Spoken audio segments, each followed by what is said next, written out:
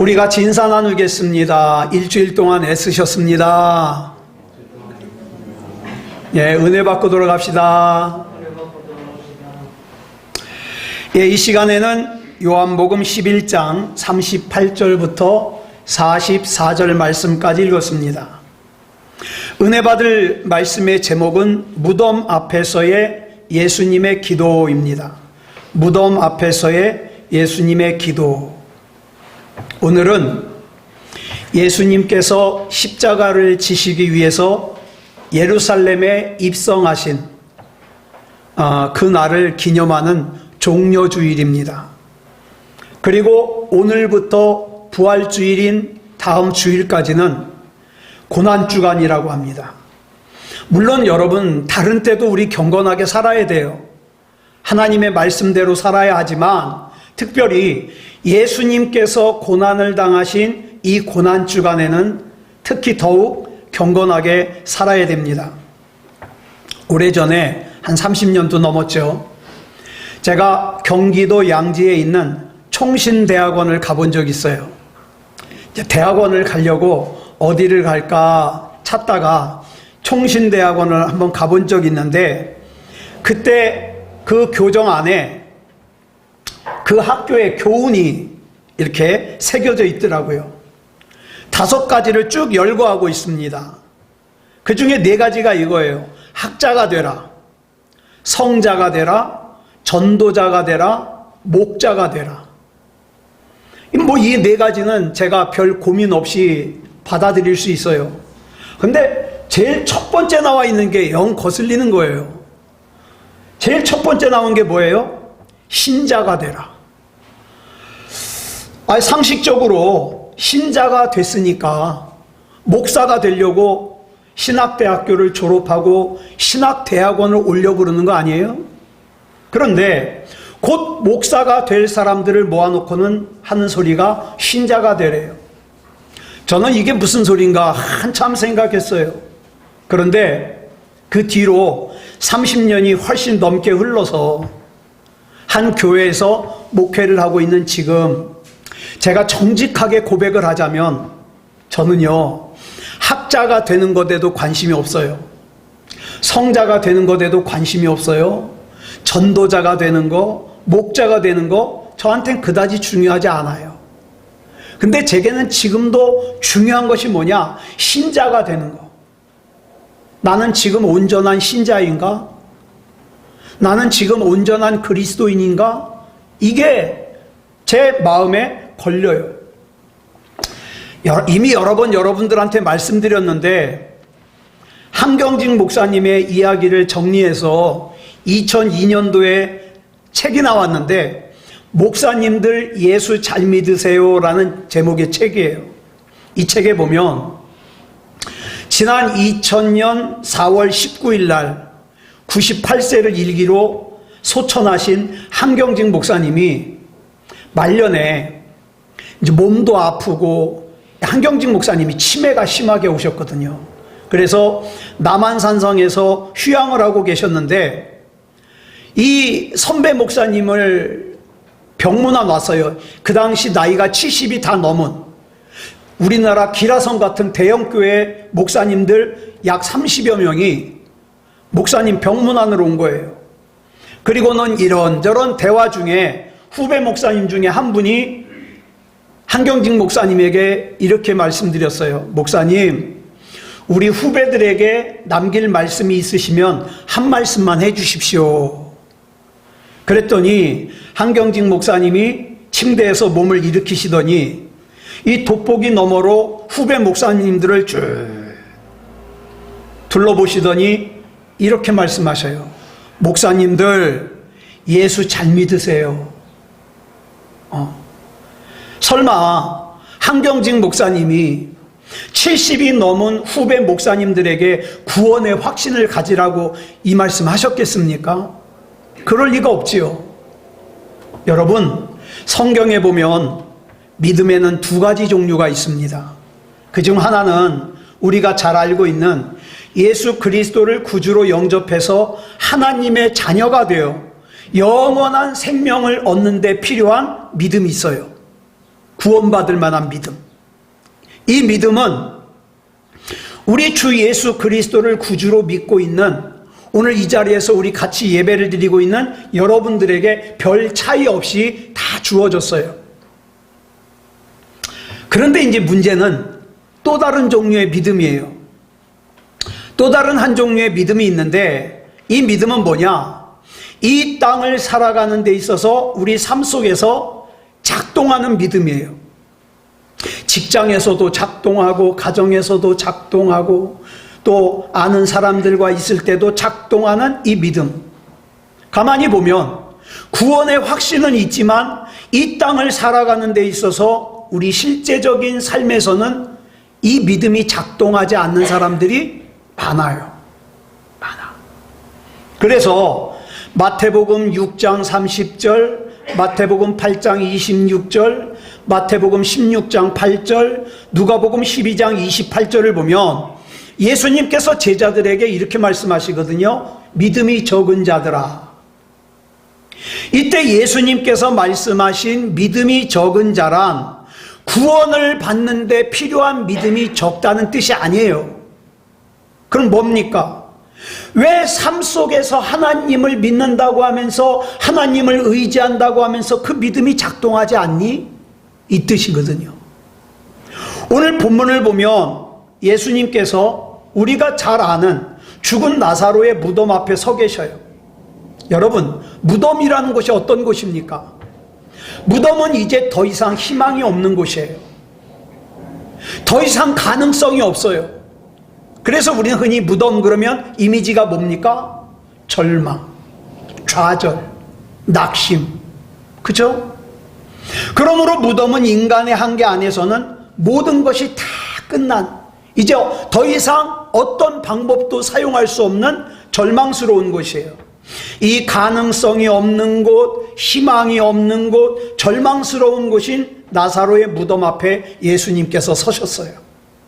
그리고 그 옆에는 누가 있느냐? 사랑하는 오라비를 잃고 절망과 낙심과 슬픔 가운데 잠겨있는 마르다와 마리아 자매가 같이 서 있어요. 여러분, 이 마르다와 마리아 자매를 찾아오신 예수님은 단순히 사랑하는 오라비 나사로를 잃고 슬픔에 잠겨있는 마르다와 마리아를 위로만 하기 위해서 찾아오신 게 아니에요. 예수님이 왜 오셨어요? 죽은 나사로를 살리시기 위해서 오셨어요. 여러분, 오늘 이 시간 저와 여러분도 예배를 드리면서 단순히 하나님 앞에 위로만 받으려고 하지 마세요. 하나님, 내 아픈 마음 아시죠? 내 연약함 아시죠? 나 위로해 주세요. 위로만 받으려고 하지 마세요. 거기서 한 걸음 더 나아가서 하나님 살려주세요. 다시 살려주세요. 예? 하나님을 기쁘게 찬양할 수 있는 내가 되게 해주세요. 하나님을 기쁘게 예배할 수 있는 우리 가정이 되게 해주세요. 저와 여러분의 문제가 해결되는 것을 경험하시기 바랍니다. 주님께서 저와 여러분을 직접 만져주심을 경험하시기 바랍니다. 예수님께서 본문 23절에 보면 마르다와 마리아에게 이렇게 말씀하셔요. 줄친 것만 시작. 내 오라비가 다시 살아나리라. 자, 이 말씀은 무슨 말씀이에요? 부활이요 생명이신 예수님의 선포의 말씀이에요. 이 말씀은 태초에, 창세기 1장에서 태초에 아무것도 없는 상태에서 말씀으로 천지를 창조하실 때와 다름없는 창조의 말씀이에요. 이미 다 끝났잖아요. 나사로는 무덤에서 썩고 있잖아요. 여러분, 저와 여러분이 죽어요. 죽지만 다시 살아날 걸 믿으십니까? 믿으세요? 마르다와 마리아도 믿었어요. 예수님의 이 선포 앞에, 네 오라비가 다시 살아나리라, 이 선포 앞에 마르다가 뭐라고 대답합니까? 24절 시작. 마르다가 이르되 마지막 날 부활 때에는 다시 살아날 줄을 내가 아나이다. 무슨 뜻입니까? 마르다는 부활을 믿는 사람이에요. 저와 여러분하고 마찬가지예요. 그런데 이게 문제예요. 마르다가 생각하는 부활은 죽은 오라비 나사로가 언제인지는 모르지만 오랜 시간이 지난 후 다시 살 것을 믿는다는 거예요. 그래서 마르다는 지금 당장 죽은 오라비가 다시 살아나는 것은 아니라고 생각했어요. 나중에. 그래서 마르다와 마리아의 생각에는 아무리 병이 깊어도 중병이라도 불치병이라도 예수님께서 오라비가 죽기 전에 오셨으면 고쳐주실 걸 믿어요. 그런데 오라비 나사로가 이미 죽은 지 3일이나 지나서 썩는 냄새가 풍풍 나는 지금의 상황에서는 아니라고 생각하는 거예요. 다 끝났다고 생각하는 거예요. 아무리 예수님이라도 이미 죽은 오라비 나사로가 지금 다시 살아나는 것은 불가능하다고, 희망이 없다고 생각하는 거예요. 잘 들으세요. 우리는 이런 함정에 빠질 때가 많아요. 나는 믿음이라고 생각하는데 그게 사실은 불신앙이에요. 하나님께서 나에게 뭔가를 맡겨주시는데 나는 자격 없어, 나는 능력 없어, 이거는 겸손을 가장한 불신앙이에요. 하나님이 모르십니까? 알죠. 그럼 우린 뭐 하면 돼요? 아멘, 죽을 똥 살 똥 있는 힘 다해서 충성하겠습니다. 그러면 되는 거예요. 네. 이때의 상황을 보면 이미 오라비 나사로의 시신을 무덤에 안치한 지 3일이 지났기 때문에 무덤에서는 썩는 냄새가 나요. 그러니까 보세요. 눈으로 보기에도 죽었어요. 코로 냄새 맡기에도 다시 살아나기에는 애시당초 틀렸어요. 그러니까 마르다와 마리아에게 예수님 이제 헛수고 그만하시죠. 예수님도 안 돼요 이제. 이 썩는 냄새 안 나요? 안타깝게도 오늘날 많은 그리스도인들이 이런 신앙을 가지고 있어요. 하나님을 믿기는 믿어요. 그런데 그 믿음이 내 삶 가운데 능력이 되지 못하게 해요. 기적을 경험하지 못하게 해요. 누가 막아요? 할 수 있다 할 수 없다를 누가 결정해요? 자기가 결정해요. 막연하게 언젠가는 가능하겠지만 지금 당장에는 불가능하다는 믿음이에요. 다른 누군가에게는 일어날 수 있는 기적이지만 지금 나에게는 절대로 일어날 수 없다는 거예요. 안타깝죠. 마르다는 나중에 부활하는 건 믿는다 그랬어요. 그런데 지금 당장 살아나는 것은 믿지 못하겠다는 거예요. 우리 역시 막연하게 나중에 언젠가는 하나님이 역사하실 걸 믿습니다. 그런데 지금 당장에는 가능성이 없거든요. 물론 나중에 하나님이 역사하실 걸 믿는 믿음도 믿음이에요. 그런데 여러분 이거 기억하세요. 나중에 역사하실 수 있는 하나님께서는 지금 당장에도 역사하실 수 있어요. 오늘의 능력을 믿지 못하면 내일의 능력도 믿지 못해요. 오늘의 능력을 사모하지 못하면 내일의 능력도 사모하지 못해요. 오늘의 능력을 간절하게 구하지 못하는 사람은 내일의 능력도 간절하게 구하지 못해요. 여러분 요한복음 11장 25절로 26절 우리 같이 볼까요? 시작. 예수께서 이르시되 나는 부활이요 생명이니 나를 믿는 자는 죽어도 살겠고 무릇 살아서 나를 믿는 자는 영원히 죽지 아니하리니 이것을 내가 믿느냐. 예수님은 단순히 마르다와 마리아를 위로만 하시려고 오신 것이 아니라 죽은 나사로를 살리러 오셨다 그랬어요. 그런데 죽은 나사로를 살리러 오신 예수님께서 마르다와 마리아에게 믿음을 물으십니다. 이걸 네가 믿느냐? 나사로가 다시 살아날 걸 믿느냐? 우리는 이렇게 생각해요. 예수님 그런 거 묻지 마시고 그냥 죽은 나사로 살려주시면 어련히 잘 믿겠습니까? 하나님 까짓 거 나한테 로또 한번 1등 당첨되게 해주시면 내가 얼마나 하나님 잘 믿을까요? 이런 생각해요. 그런데 예수님, 성경을 보면 예수님은 항상 먼저 물어보셔요. 너에게 뭘 해주길 원하느냐? 너 능히 이거 할 걸 믿냐? 왜 물어볼까요? 이유가 있어요. 예수님께서 먼저 물어보시는 이유가 있어요. 뭐냐? 주님의 능력은 믿음이라고 하는 그릇에 담겨져야 되는데, 예? 그래서 저와 여러분은 뭘 욕심을 내느냐? 하나님, 나에게 더 큰 믿음 주시옵소서. 이거 욕심내야 돼요. 우리 주님의 관심은 네 직분이 뭐냐에 있지 않아요.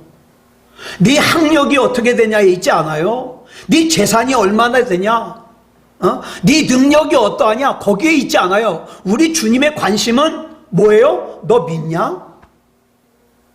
너 나 믿냐? 여러분 예수님 믿으십니까? 너 나 믿냐? 그럼 뭐라고 대답할게요? 뭐라고 대답할까요? 주님, 내가 주님 믿습니다. 주님 믿습니다. 앞으로 언젠가가 아니라 지금 당장 너의 죽은 오라비 나사로가 다시 살아날 것을 믿니?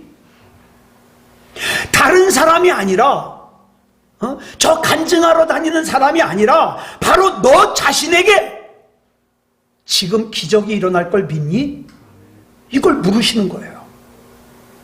이 질문을 하신 후 부활이요 생명이신 예수님께서 마르다와 마리아와 함께 나사로의 무덤으로 가시죠. 자, 보세요. 다시 한번 강조합니다. 예수님께서 죽은 나사로의 무덤으로 지금 가시는 이유는 죽은 나사로를 조문하기 위해서가 아니에요. 마르다와 마리아를 위로만 하기 위해서가 아니에요. 죽은 나사로를 다시 살리기 위해서예요. 주님을 완전하게 신뢰하지 못하는 사람들은 그냥 위로만 받으려고 그래요. 주님, 내 맘 만져주시옵소서. 그거면 됩니다. 저는 아니에요. 저는 우리 주님이 내 맘 만져주시는 것만으로 만족 못해요. 제가 요새 기도하면서 그래요. 하나님, 이 교회가 제 교회입니까? 저는 은퇴하고 떠나면 그만입니다. 이 새소망교회가 주님의 피로 값주고 세워주신 교회로 든든하게 서가려면 여러분, 하나님께서 이 교회에 정말 주인 같은 마음을 가지고 눈물 뿌려 기도할 수 있는 일꾼들이 필요하고, 하나님의 역사가 이 교회와 함께 해야 됩니다. 하나님께서 알아서 하십시오. 제가 그러고 기도했어요. 네. 여러분, 위로만 받으려고 하면 안 돼요. 능력이 나타납니다. 하나님, 나 하나님 영광 위해서 큰일 하고 싶은데 건강 주세요. 제가 이 무릎 도가니가 나가가지고 잘 못 걸어 다니면 안 되잖아요. 하나님, 무릎에 힘 주세요. 나도 많이 일하고 싶어요. 예수님의 이름으로 돈 주세요. 나 돈 많이 못 벌 것 같으면 로또라도 되게 해주세요. 요새 로또 당첨되게 해달라고 계속 기도해요? 전에 로또 당첨돼서 빚 갚는다 그러더니, 그거 진짜 간절하게 기도해야 돼요. 1등 아니면 2등이라도 되게 해주시고. 여러분, 역사해달라고, 하나님이 일하셔달라고. 그런데 앞에 있는 무덤이 어때요? 사람이 볼 때에는 어떤 희망도 없는 곳이에요. 어떤 가능성도 없는 곳이에요. 그런데 우리 주님은 믿으세요. 가능성이 있어야만 능력을 역사하시는 분이 아니라 가능성이 없는 광야에 길을 내시는 분이에요. 예? 가능성이 없는 사막에 강을 흐르게 하시는 분이에요. 제 말이 아니라 하나님 말씀에 있잖아요. 나사로의 무덤에 오신 예수님께서는 먼저 마르다와 마리아에게 믿음을 물으신 후에 무덤을 막아놓은 돌을 옮겨 놓으라고 말씀하셔요. 예수님의 이 말씀에 본문 39절 보니까 마르다가 뭐라 그래요? 질친 것만 시작. 주여, 죽은 지가 나흘이 되었음에 벌써 냄새가 나나이다. 무덤에 가로막은 돌을 열으라니까 뭐라 그래요? 아이고, 무덤 열어봐야 소용없어요, 예수님. 지금 문 열지도 않았는데 이 냄새 나는 거 지금 안 나요, 예수님? 내가 생각하기에는 이미 상황 다 끝났으니까 예수님 괜히 쓸데없는 짓 하다가 나 예수님 창피당할까 봐 걱정돼요. 그만하시죠, 예수님. 마르다와 마리아는 죽은 오라비 나사로가 아파서 치료해달라고 예수님께 사람을 보낼 정도로 믿음이 있는 사람이에요. 이때는 예수님이 치료하실 걸 믿었어요. 그런데 이미 죽은 지 3일이나 지난 썩는 냄새가 진동하는 지금은 다시 살아날 가능성이 없다는 거죠. 그러니까 아까도 말씀드렸어요.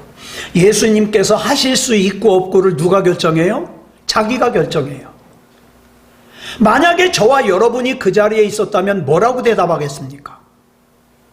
그 대답이 여러분의 믿음이에요. 오늘 본문에 나오는 마르다와 마리아뿐만 아니라 오늘 이 시간 저와 여러분에게도 우리 주님께서는, 여러분, 저와 여러분의 무덤이 얼마나 많은지 아세요? 낙심이라고 하는 무덤, 절망이라고 하는 무덤, 질병이라고 하는 무덤, 원망이라고 하는 무덤, 두려움이라고 하는 무덤, 실패라고 하는 무덤. 우리 예수님이 그러시죠. 사랑하는 아들아, 사랑하는 딸아, 그 무덤을 가로막은 돌문을 열어놔라. 혹시라도 오늘 이 시간 예배를 드리기는 하지만 내가 가진 이 문제는 우리 주님도 해결 못하셔. 이렇게 생각한다면 여러분 아마 마르다 같이 이렇게 대답할 거예요. 아이고, 예수님, 그건 안 됩니다. 그런데 주님이 역사하실 걸 믿는 사람은 무덤을 가로막은 돌문을 여실 거예요. 내가 생각할 때는 불가능하지만 주님이신데? 그리고 돌문 여는 건 내가 할 수 있잖아요.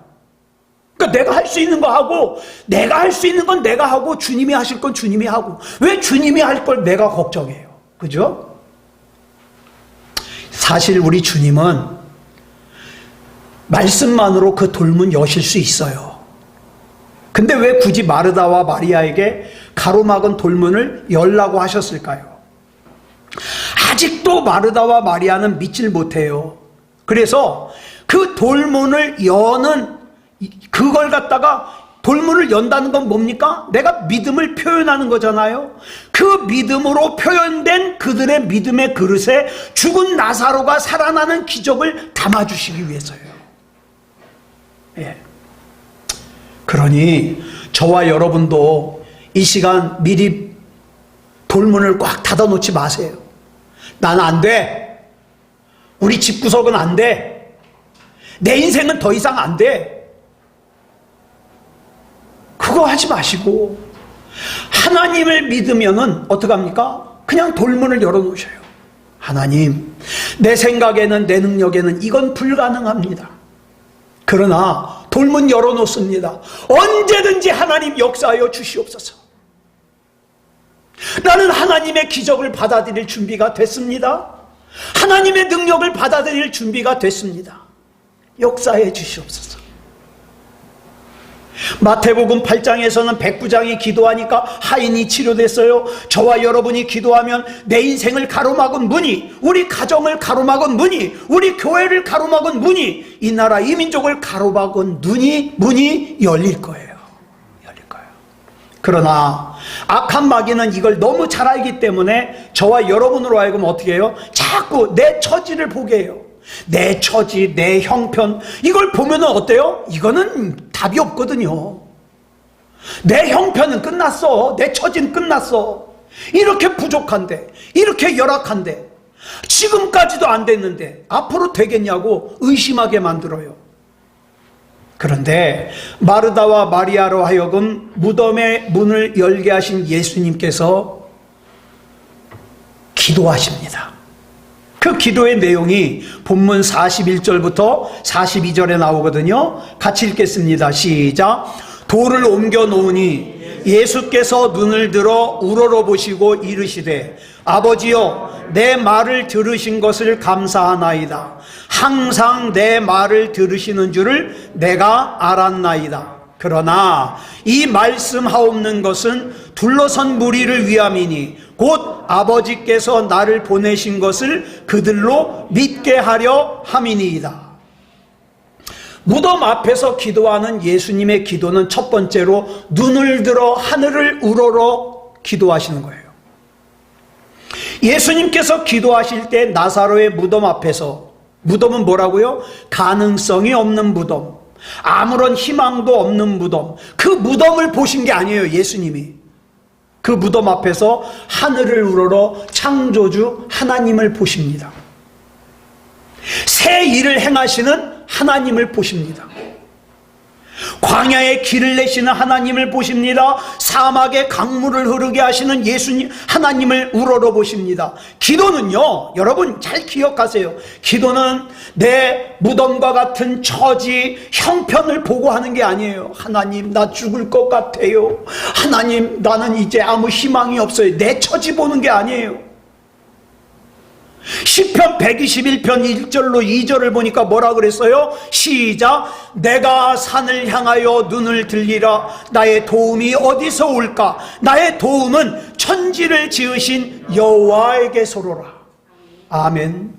천지를 지으신 하나님을 바라보고 그 하나님을 신뢰하고 그 하나님을 믿고 하는 것이 뭐예요? 기도입니다. 눈앞에 있는 무덤이라고 하는 절망스러운 환경 때문에 나는 할 수 없다는, 희망이 없다는 절망에 사로잡히면 안 돼요. 그거 할 수 없는 것은 내가 할 수 없는 거지 하나님이 할 수 없는 게 아니거든요. 예. 무덤은 우리를 의심으로 인도하지만 하나님은 우리를 믿음으로 인도하십니다. 그래서 예수님께서는 무덤을 보지 아니하시고 하늘을 우러러 보고 기도하신 거예요. 네. 여러분 그거 한번 해보세요. 너무 좋아요. 두 팔을 벌리고 하늘을 바라보면서 하나님, 기도 잘 못해도 괜찮아요. 하나님, 나 하나님 거예요. 하나님 거인 나는 하나님이 책임져 주세요. 기도하세요.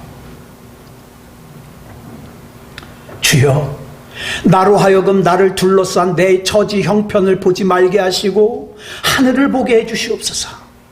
주여, 오늘 나의 기도가 문제를 보는 기도가 아니라 하나님의 능력, 하나님의 역사가 이루어지는 기도가 되게 해주시옵소서. 기도할 때 빠지기 쉬운 함정이 뭐냐? 기도는 하나님께 했는데 누구 나 도와줄 사람 없는가? 주변 사람 돌아봐요. 내 주변에 있는 사람이 밉거나 서운한 이유가 뭔지 아세요? 내가 그 사람한테 기대를 했는데 그 사람이 내 기대에 못 미치잖아요. 섭섭한 거예요. 그래서 미운 거예요. 근데 그 마음은 하나님이 주시는 마음이 아니거든요. 그 다음 무덤 앞에서 하는 예수님의 기도는 두 번째로 응답을 믿고 하는 기도였어요. 자, 본문 41절로 42절 같이 읽겠습니다. 시작. 아버지여, 내 말을 들으신 것을 감사하나이다. 항상 내 말을 들으시는 줄을 내가 알았나이다. 여기 예수님의 기도를 보면 응답해 주세요가 나와요, 안 나와요? 안 나와요. 내 말을 들으신 것을 감사하나이다. 나는 하나님께 기도했고 내가 하는 기도는 하나님이 들으셨고 이제는 누가 일하실 차례예요? 하나님이 일하실 차례예요. 그러니까 나는 내 말을 하나님이 들으신 걸 감사합니다. 끝. 지금까지 응답하신 하나님을 신뢰하며 오직 나의 기도를 응답해 주실 것을 믿는 기도였어요. 그런데 더 놀라운 것은, 잘 보세요. 무덤 앞에서 하는 예수님의 기도는 죽은 나사로가 살아나는 것이 목적이 아니에요. 뭐예요? 죽은 나사로가 살아나는 것을 통하여 하나님께서 영광 받으시는 게 목적이에요. 그러니까 여러분, 여러분의 문제가 해결되는 것이, 그것이 목적이 아니에요. 하나님, 나 하나님 건데 내 문제가 해결되는 것을 통하여 하나님 영광 받아 주시옵소서. 이게 목적이 되어야 되는 거예요. 조금 전까지만 해도 무덤을 열어봐야 소용이 없다고 했던 마르다와 마리아에게 무덤을 열라고 하시면서 주님께서 하신 말씀이 뭡니까? 본문 40절이잖아요. 줄친 것만. 시작. 내 말이 내가 믿으면 하나님의 영광을 보리라 하지 아니하였느냐? 하나님을 믿으면 하나님의 말씀을 믿으면, 하나님의 약속을 믿으면 영광스럽게 돼요. 나도 영광, 하나님도 영광. 여기서 말하는 하나님의 영광이 뭐냐? 나사로의 무덤에는 믿음이 아니면 알 수 없는 하나님의 영광이 거기에 같이 있다 이 말이에요. 저는 기도할 때 요한복음 14장 13절 가지고 하나님 협박할 때가 많아요. 뭐라고 협박하냐? 같이 읽어볼까요? 시작. 너희가 내 이름으로 무엇을 구하든지 내가 행하리니 이는 아버지로 하여금 아들로 말미암아 영광을 받으시게 하려 함이라. 그러면서 이렇게 기도하죠. 내가 예수님의 이름으로 구하면 예수님께서 응답하신다 그랬는데, 그렇게 응답하시는 이유와 목적이 무엇 때문이냐? 그 응답으로 말미암아 성부 하나님께서 영광을 받으시게 하기 위함이라고 하지 않았습니까? 하나님, 어느 뭐로 보나 이번 임직식은 하나님 영광 받으시는 일이거든요. 그러니까 하나님 영광스럽게 해 주셔야 되겠어요? 안 해 주셔야 되겠어요? 예. 요셉은요, 자기가 왜 종살이를 11년이나 해야 되는지 이해를 못했어요. 자기가 왜 억울한 감옥살이를 2년이나 해야 되는지 알지 못했어요.